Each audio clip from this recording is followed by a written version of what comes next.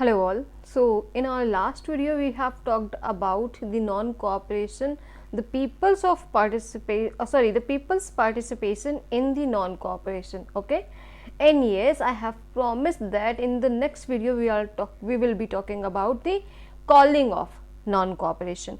Calling of non-cooperation means that कि वो non-cooperation खत्म कैसे हुआ. Okay, now so non cooperation के खत्म होने के पीछे एक बड़ा रीजन रहा that Chauri Chaura incident. Okay, Chauri Chaura incident की बात करें बच्चों, so it took place in 4th of February 1922. Okay, 4th of February 1922 that Chauri Chaura incident क्या हुआ, वहाँ पर कुछ वायलेंट गांव वालों ने पुलिस स्टेशन पर हमला कर दिया. लगभग 22 पुलिसकर्मी मारे गए और यहीं से क्या हुआ, दंगा फसाद बढ़ गया. यहीं पर आपको पता है दैट लाला लाजपत राय घायल होते हैं, उसके बाद उनकी डेथ हो जाती है. So those all things. Okay, so Chauri Chaura incident Gandhi ji को इतना ज़्यादा हर्ट किया कि वहीं से उन्होंने क्या किया, उन्होंने इस मूवमेंट को ऑफ कर दिया. ओके, मूवमेंट ख़त्म कर दिया. So due to turning the movement violent, movement के वायलेंट होने की वजह से क्या हुआ, Gandhi ji called off the movement. Okay, ना the next one Swaraj party.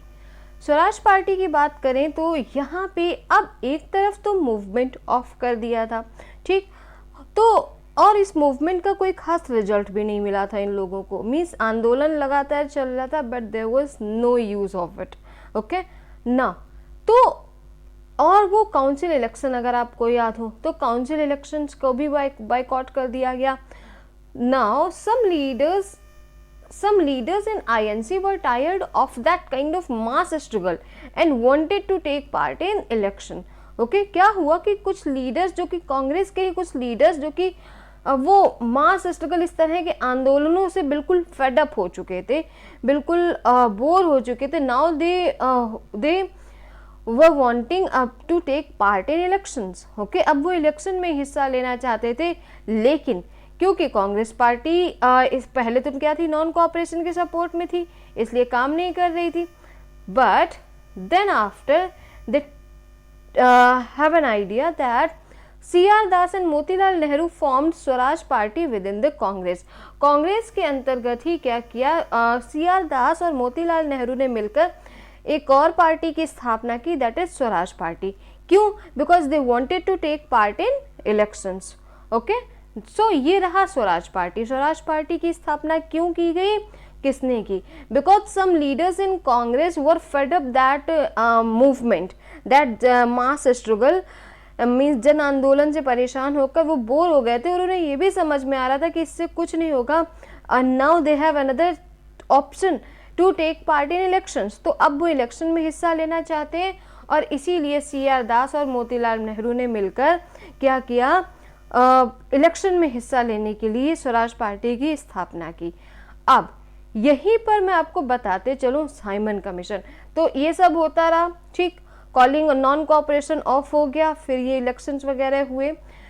अब बात आती है साइमन कमीशन की. जब हम बात कर रहे हो साइमन कमीशन की तो हमें ये भी पता होना चाहिए that it is the incident of 1928. Okay, ये कब की बात है, ये बात है 1928 की.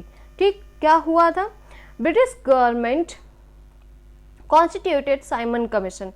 एक्चुअली नॉट ब्रिटिश गवर्नमेंट, जब आप इसे डिटेल्ड पढ़ें तो आप समझेंगे it was Tory government. Tory government means the combo of British government and Canadian government. Okay, तो ब्रिटिश गवर्नमेंट मैंने आपको सीधा सीधा लिखा हुआ है ताकि आपको क्लियर होना चाहिए that it was Simon commission. Okay, so British government constituted Simon commission and why it was constituted ये भी हम देखेंगे. खैर, आपको ये बात पता है दैट साइमन कमीशन का फुल ऑन विरोध किया गया था इंडिया में. क्यों किया गया था? Because it had no Indian members.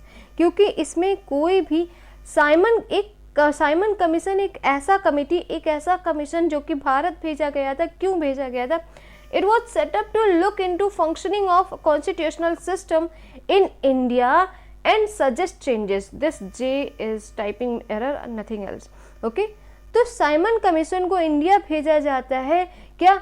India में कुछ हिस्सों पर जहाँ पे इंडियन पीपल को एडमिनिस्ट्रेशन दे दिया गया था, वहाँ पे एक तरह से जांच करने के लिए, वहाँ पे देखने के लिए कि क्या सिस्टम कैसे काम कर रहा है, और अगर वो सही ना हो तो उस पर चेंजेस मीन्स उस पर रेमेडीज या फिर चेंजेस बताने के लिए। ठीक, तो क्या करने आई थी? एक ऐसी कमिटी जो कि जांच करने आई थी इंडियन कॉन्स्टिट्यूशनल सिस्टम का, इंडियंस का, and it has no Indian members, और इसमें एक भी इंडियन मेंबर नहीं था।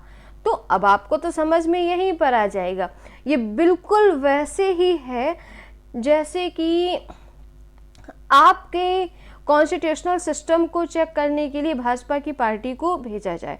ठीक, क्या आपके कॉन्स्टिट्यूशनल मीन्स आप पार्टी, आम आदमी पार्टी के कॉन्स्टिट्यूशनल मैनेजमेंट को देखने के लिए क्या किया जाए, भाजपा के कार्यकर्ताओं को भेजा जाए, तो वो ऐसे में क्या करेंगे? वो सिर्फ और सिर्फ कमियां ही निकालेंगे। ओके, वो कोई भी पॉजिटिव पॉइंट नहीं देखेंगे इन द सिमिलर वे। और वो तो ये तो बात हिंदुस्तान और अंग्रेजी की सरकार की थी। ओके, तो इन्होंने क्या किया यहाँ पर, दैट यस उन्हें पता था कि इस सिस्टम का क्या, इसका रिजल्ट क्या निकलना है, साइमन कमीशन अपनी रिपोर्ट में क्या कहने वाला है। तो इसीलिए क्या किया गया, इसका फुल ऑन विरोध किया गया। किस तरह से? Greeted with the slogan Simon go back. लोगों ने वही ब्लैक पट्टियां वगैरह बांधकर इसका काफ़ी विरोध किया, नारे लगाए क्या, साइमन गो बैक, और इस तरह से इसका विरोध किया। हालांकि ये टॉपिक काफ़ी लेंदी है, इसके बारे में हम काफ़ी बात कर सकते हैं कि किस तरह से क्या सिस्टम था, किसकी जांच करने आ रहे थे, ये अभी आपको डिटेल्ड नहीं पता है। ओके, उसके बारे में हम बात करेंगे बाद में। अभी हम सिर्फ बात करें साइमन कमीशन के बारे में। साइमन कमीशन क्या करने आया था इंडिया में? It was here to look into the constitutional system of India. Okay, suggest and for suggesting the changes. Fine, okay, so this much enough for here. अब याद रहे बच्चों, ये जो कहानी थी साइमन कमीशन का इंसिडेंट था 1928 का। I have told you. Now we are going to talk about Lord Irwin. Lord Irwin जो उस समय यहाँ के वो वायसराय थे। लॉर्ड इरविन ने क्या किया कि इस पूरे सिस्टम से, इस पूरी सिचुएशन से निकलने के लिए लॉर्ड इरविन को एक तरीका सूझा। क्या? ये जो डोमिनियन स्टेटस वाला, डोमिनियन स्टेटस मतलब आप आंतरिक रूप से आप हेड हैं अपनी कंट्री के। ओके, क्या है कि आप अंदरूनी मामलों में आप हेड होंगे और बाहर के मामले वो देखेंगे। ओके, तो वॉग ऑफर मतलब एक तरह के दिखावा, एक तरह की एक का झूठ। तो लॉर्ड इरविन ने क्या किया, सिचुएशन को मैनेज करने के लिए, कंट्रोल करने की, क्योंकि बहुत उथल पुथल मच गई थी। एक तरफ वो साइमन कमीशन आ चुका था और जो लोग थे वो पहले से बहुत ज़्यादा इरिटेटेड थे सिस्टम से। तो उन्होंने एक तरह से हम कहते हैं ना वो झुंझुना थमा दिया दैट डोमिनियन स्टेटस का। साथ ही साथ उन्होंने एक हवाला दिया that yes they will talk in round table conference, कि हाँ हम एक मीटिंग रखेंगे और उसमें इस डोमिनियन स्टेटस वाले मुद्दे पर बात करेंगे। ऑल इन वेन, सब कुछ बेकार था, इसका कोई भी मतलब नहीं था। मीन्स ये राउंड टेबल कॉन्फ्रेंस का कोई रिजल्ट नहीं निकला और ये डोमिनियन स्टेटस वाला वादा बिल्कुल झूठ था। ओके, क्या हुआ, गांधी जी जाते हैं लंदन में राउंड टेबल कॉन्फ्रेंस में भाग लेने, लेकिन वहाँ पे उनकी एक नहीं सुनी जाती है, इवन उन्हें कोई रिस्पेक्ट भी नहीं दी जाती है। मीन्स इस चीज़ का कोई रिजल्ट नहीं था। अब क्या हुआ, जब उन्होंने देखा कि इसका कोई रिजल्ट नहीं था, तो जो कांग्रेस पार्टी थी, जो आईएनसी थी, उसने क्या किया, उसने 1929 में ही जो सेशन लगा कांग्रेस का 1929 आईएनसी का दिसंबर में, ओके, दिसंबर में इन्होंने क्या किया, लाहौर में एक मीटिंग करी, लाहौर वाले सेशन में, और यहीं पर इन्होंने क्या किया, इन्होंने पूर्ण स्वराज की डिमांड रख दी। ओके, पहली बार पूर्ण स्वराज की बात की गई थी। कब? इन लाहौर सेशन 1929। कब? जब लॉर्ड इरविन का समझ आया कि इसने झूठ बोला और इसके राउंड टेबल कॉन्फ्रेंस का कोई रिजल्ट नहीं निकला, देन ओके। तो ये था लाहौर सेशन। आपसे डायरेक्ट पूछा जाता है दैट इन विच सेशन, ये मैप का क्वेश्चन है कि पूर्ण स्वराज की डिमांड कहाँ पर एक्सेप्ट करी गई, कौन से सेशन में, at that time you will have to answer. Fine, तो ये तो रहा पूर्ण स्वराज, डायरेक्ट रिलेटेड है किससे? 1929 लाहौर सेशन से। नाउ ये आपका बहुत इंपॉर्टेंट पॉइंट है दैट, और इसी समय 1929 दिसंबर में क्या हुआ, ये इन्होंने पूर्ण स्वराज वाला फंडा एक्सेप्ट कर लिया, प्रोपेगेंडा एक्सेप्ट कर लिया। Then 26 January 1930 it was a date was declared as independence day. Okay, ये कब की बात है? आज़ादी से पहले की। 26 जनवरी 1930 was declared as Independence Day and they took pledge for that to fight for freedom. Okay?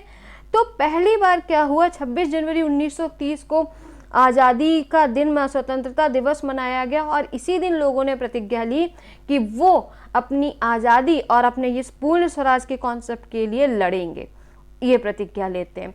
तभी से मीन्स 26 जनवरी 1930 से ये लोग हर साल फिर इंडिपेंडेंस डे मनाते हुए चले आए। ओके, इसीलिए क्या है, 26 जनवरी हमारे लिए पहले से ही बहुत इंपॉर्टेंट डे था।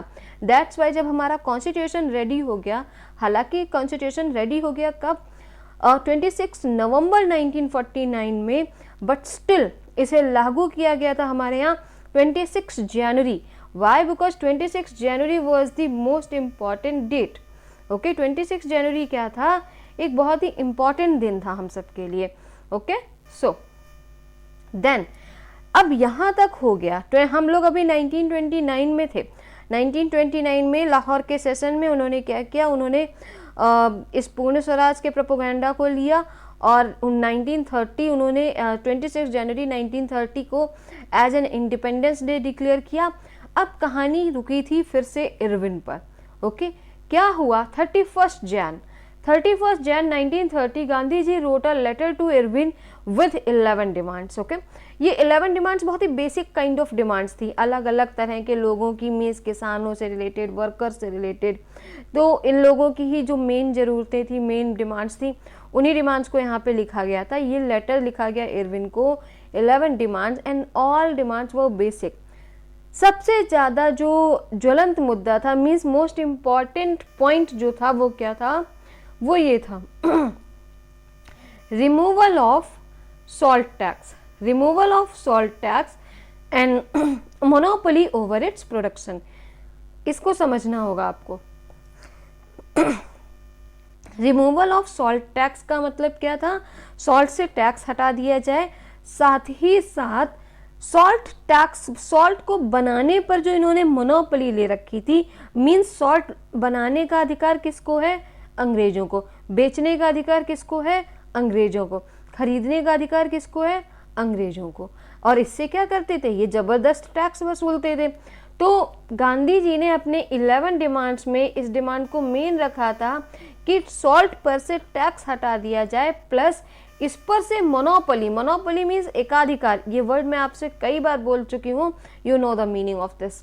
ओके, और इसके मोनोपोली ऑफ मतलब प्रोडक्शन से मोनोपोली हटा दी जाए। ओके, तो ये लेटर लिखा गया 31 जनवरी को, किसको लिखा गया, इरविन को। साथ ही साथ एक अल्टीमेटम भी दिया गया। अल्टीमेटम क्या दिया गया, that if the demands of Gandhi ji were not fulfilled by 11th of March they would have launched civil disobedience। कि अगर इरविन इन डिमांड्स को नहीं मानते तो गांधी जी क्या करते, Gandhi ji civil disobedience movement start कर देते। ओके, सो हमने इस वीडियो में क्या समझा कि किस तरह से नॉन कोऑपरेशन ऑफ हुआ और नॉन कोऑपरेशन के बाद कुछ जो फेमस इवेंट्स रहे उनके बारे में बात करी। Then after how they started civil disobedience. अगर आपने कहानी सुनी हो, अगर आपको याद हो, तो 12th of March, देखो ये कहानी कहाँ पे आकर रुकी है, 11th of March 1930। I am saying that 12th of March से गांधी जी ने वो दांडी यात्रा, नमक कानून तोड़ने के लिए जो दांडी यात्रा की शुरुआत हुई थी, वो 12th of March से हो गई थी। और 6 अप्रैल पे दांडी जो गांधी जी होते हैं वो दांडी पहुंच जाते हैं। ओके, और वहाँ पर वो नमक बनाकर इस नमक कानून को तोड़ते हैं। खैर, हम इसे यहीं पर रोकेंगे। कहाँ पर? In the starting of civil disobedience. तो गांधी जी ने इस लेटर में इरविन को ये अल्टीमेटम दिया हुआ था दैट क्या होगा कि अगर आपने ये डिमांड्स नहीं मानी, 11 मार्च तक अगर आपने कोई रिस्पॉन्स नहीं दिया तो हम क्या करेंगे, तो हम सिविल डिसोबीडियंस लॉन्च कर देंगे। हालांकि इरविन ने क्या किया, गांधी जी को हल्के में लिया। मीन्स उन्होंने इस लेटर का कोई रिस्पॉन्स नहीं दिया, and then Gandhi ji started civil disobedience. Yes, in the next video we will talk about this civil disobedience movement, and yes, for today this much is enough for you. Okay, so thank you all.